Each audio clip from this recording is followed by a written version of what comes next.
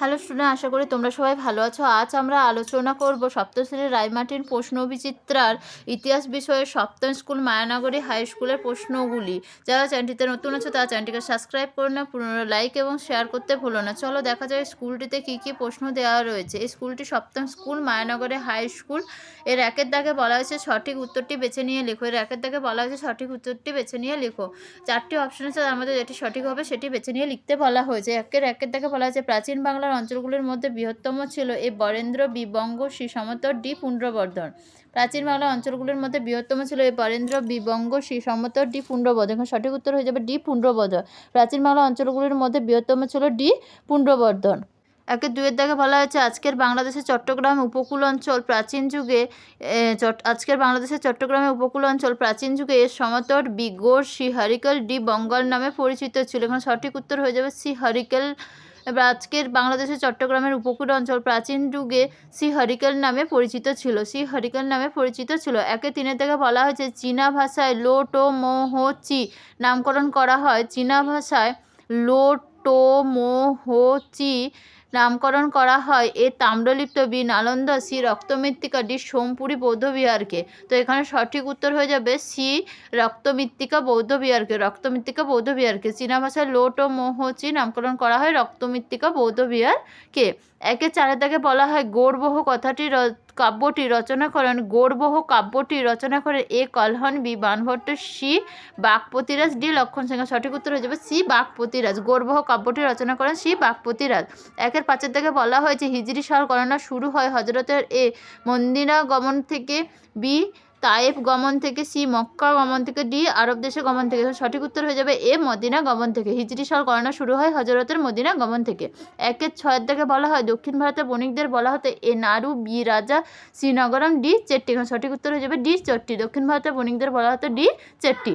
দুয়ের দাগে দু এক কথায় উত্তর দাও। দুয়ের একের দাগে বলা হয়েছে গঙ্গাইকোন্ড চোল উপাধি কে নেন। এখন সঠিক উত্তর হয়ে যাবে প্রথম রাজেন্দ্র চোল। গঙ্গাইকোন্ড চোল উপাধি কে নেন না প্রথম রাজেন্দ্র চোল।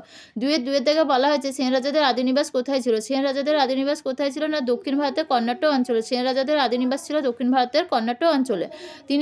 তিনের দাগে বলা হয়েছে কোন যুগে বাংলা ভাষার উৎপত্তি হয়। তিনের দাগে বলা হয়েছে কোন যুগে বাংলা ভাষার উৎপত্তি হয় না পাল যুগে বাংলা ভাষার উৎপত্তি হয়। দুয়ের চারের দাগে বলা হয়েছে কোন বৌদ্ধ আচার্যের বাড়ি নাস্তিক পণ্ডিতের ভিটা নামে পরিচিত। না অতীশ দীপঙ্কর সিজ্ঞানের বাড়ি নাস্তিক পণ্ডিতের ভিটা নামে পরিচিত ছিল। অতীশ দীপঙ্কর ছিলেন একজন বৌদ্ধ পণ্ডিত, তার বাড়ি নাস্তিক পণ্ডিতের ভিটা নামে পরিচিত ছিল। তিনের থেকে বলা আছে দু তিনটি বাক্যে নিচের প্রশ্নগুলো উত্তর দাও, বিকল্প প্রশ্নগুলো লক্ষণীয়। দু তিনটি বাক্যে নিচের প্রশ্নগুলো উত্তর দিতে বলা হয়েছে এবং যে অথবা প্রশ্নগুলো আছে সেটাও দেখতে বলা হয়েছে। তিনের একের থেকে বলা হয়েছে কোন তিনটি নদী নিয়ে প্রাচীন বাংলার সীমানা তৈরি হয়েছিল। না ভাগীরথী, পদ্মা ও মেঘনা। এই তিনটি নদীর সীমানা নিয়ে প্রাচীন বাংলার সীমানা তৈরি হয়েছিল। ভাগীরথী, পদ্মা ও মেঘনা এই তিনটি নদীর সীমানা নিয়ে প্রাচীন বাংলার সীমানা তৈরি হয়েছিল। বেদুইন কাদের বলা হতো ও এদের জীবনযাত্রা কেমন ছিল? এর সঠিক উত্তর আমরা পেয়ে যাবো টেক্সটের 90 নম্বর পেজে। তিনের দুয়ের দাগে বলা হচ্ছে পঞ্চরত্ন কাদের বলা হতো। সঠিক উত্তর আমরা পেয়ে যাবো রায়মার্টিন সরকার 61 পেজে। অথবা বলা হচ্ছে চর্যাপদকে। সঠিক উত্তর আমরা পেয়ে যাবো টেক্সটের 31 পেজে এবং রায়মার্টিন সরকার 59 পেজে। চারের দাগে বলা হয়েছে 4-5টি বাক্যের নিচের প্রশ্নগুলোর উত্তর দাও, বিকল্প প্রশ্নগুলো লক্ষণীয়। চারের একের দাগে বলা হয়েছে গৌড়বহ বলতে কী বোঝো। সঠিক উত্তর আমরা পেয়ে যাবো রায়মার্টিন সহায়িকা 30 পেজে। গৌড়বহ বলতে কী বোঝো, সঠিক উত্তর আমরা পেয়ে যাবো রায়মার্টিন সহায়িকা 30 পেজে এবং টেক্সটের 12 নম্বর পেজের। অথবা বলা হয়েছে সুলতান মাহমুদ ভারত থেকে লুট করা সম্পদ কিভাবে ব্যবহার করেছিলেন। সঠিক উত্তর আমরা পেয়ে যাব টেক্সটের 20 থেকে 21 পেজে। সুলতান মাহমুদ ভারত থেকে লুট করা সম্পদ কীভাবে ব্যবহার করেছেন তার সঠিক উত্তর আমরা পেয়ে যাবো টেক্সটের 20 থেকে 21 পেজে। চারের দুয়ের দাগে বলা হয়েছে এবং রায়মার্টিন সহায়িকা 33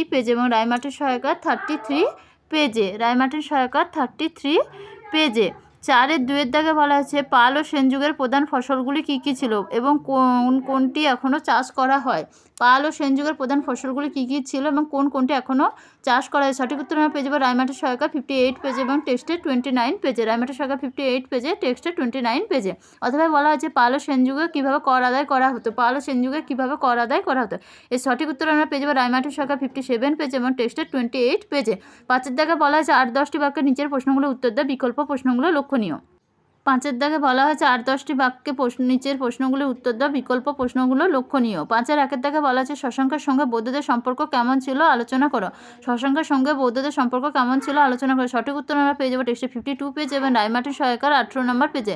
টেক্সটে 52 পেজে এবং রায়মাটির সহায়িকা টেক্সটে 12 নম্বর পেজে এবং রায়মাটির সহায়িকার 18 নম্বর পেজে।